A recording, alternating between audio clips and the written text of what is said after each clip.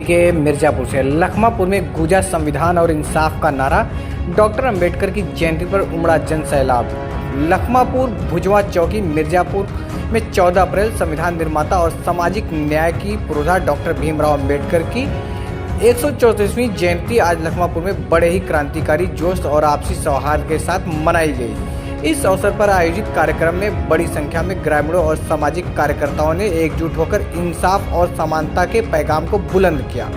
कार्यक्रम के मुख्य अतिथि इंसाफ मंच और भाकपा माले के वरिष्ठ नेता कॉमरेड मोहम्मद सलीम ने अपने ओजस्वी भाषण में वर्तमान चुनौतियों का जिक्र करते हुए कहा कि आज संविधान, लोकतंत्र और बराबरी खतरे में है। उन्होंने जोर देकर कहा कि ऐसे मुश्किल वक्त में बाबा साहब का संविधान ही सबसे बड़ा हथियार है, जिससे नफरत का जवाब मोहब्बत से, अन्याय का जवाब इंसाफ से और समाज को बांटने वाली ताकतों का जवाब एकजुटता से दिया जा सकता है। भदोही रिपब्लिक न्यूज और भदोही दर्शन न्यूज के ब्यूरो चीफ समीम अख्तर ने इस मौके पर कहा कि पत्रकारिता का मूल कर्तव्य जानना और आवाज़ बनना। उन्होंने हर हाल में संविधान और इंसाफ के साथ खड़े रहने की अपनी प्रतिबद्धता दोहराई। भाकपा माले के नेता आशाराम भारती ने भी कार्यक्रम को संबोधित करते हुए लोकतंत्र की रक्षा और आम लोगों के अधिकारों के लिए संघर्ष जारी रखने की आह्वान भी किया। इस अवसर पर गांव के निवासियों ने एक साथ मिलकर भारतीय संविधान की प्रस्तावना पढ़ी और डॉक्टर अंबेडकर की अपनी श्रद्धांजलि अर्पित की। सभी ने भेदभाव, अन्याय और नफरत के खिलाफ मिलकर लड़ने का संकल्प लिया। कार्यक्रम में राजमणि, जितेंद्र कुमार, लक्ष्मीमन, हीरालाल, विजय, महेंद्र, बघेड़ू, लाल बहादुर और अन्य कई ग्रामीणों ने उत्साहपूर्वक भाग लिया। कि आज आपको तय करना है कि हम किस ओर रहेंगे। हम इस ओर रहेंगे। एक वो व्यक्ति जो ऐसे उंगली दिखा रहा है, वो उंगली नहीं दिखा रहा है, वो वहां पे खड़े होकर दिल्ली की संसद के बाहर देश को दिशा दिखा रहा है, दिशा दिखा रहे हैं बाबा साहब। तो हम उस दिशा में आगे बढ़ेंगे कि नहीं बढ़ेंगे, वही दिशा है। इसके अलावा दूसरी दिशा में आगे बढ़े तो खाई है, खाई में गिरोगे, खाई में गिरोगे। इसलिए सचेत रहिए। लंबी लड़ाई लड़नी है। बाबा साहब को मतलब जितना संघर्ष का जीवन जिया और जितना कष्ट झेला, आप सिर्फ कल्पना कर सकते हैं, कल्पना कर सकते हैं।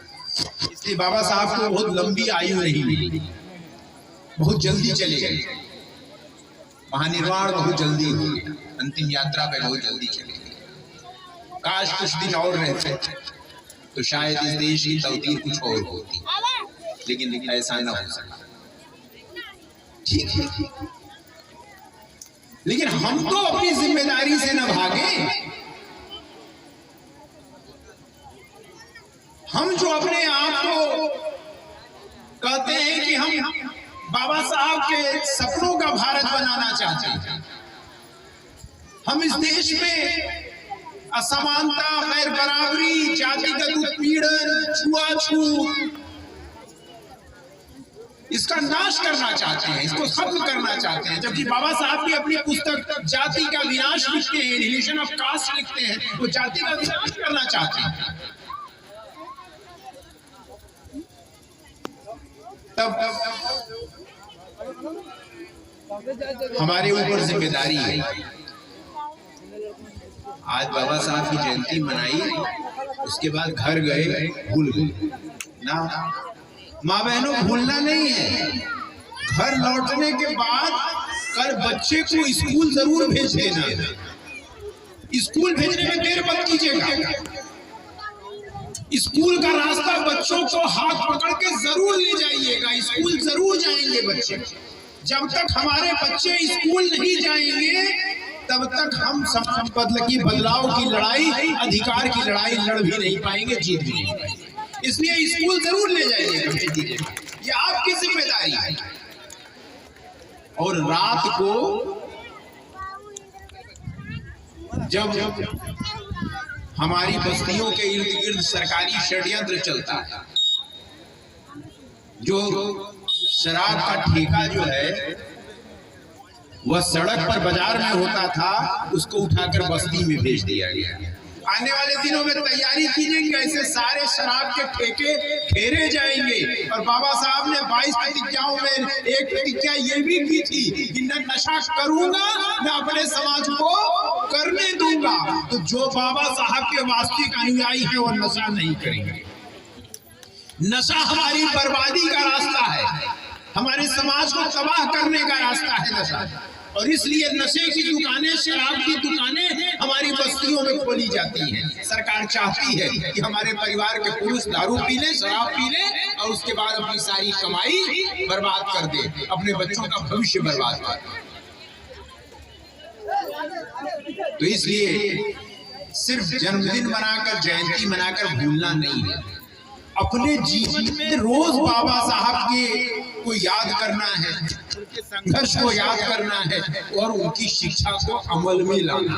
अगर हम ये नहीं कर पाएंगे तब फिर एक बात आप समझिए, जैसे तमाम तीज त्योहार आता है, आप मनाते हैं और उसके बाद भूल जाते हैं, तब हमारे आपके समाज की हालत बदलेगी। बाबा साहब की जयंती सिर्फ एक पर्व नहीं है, बल्कि हमारे लिए जीवन जीने का रास्ता, हर साल सोचने के का दिन है।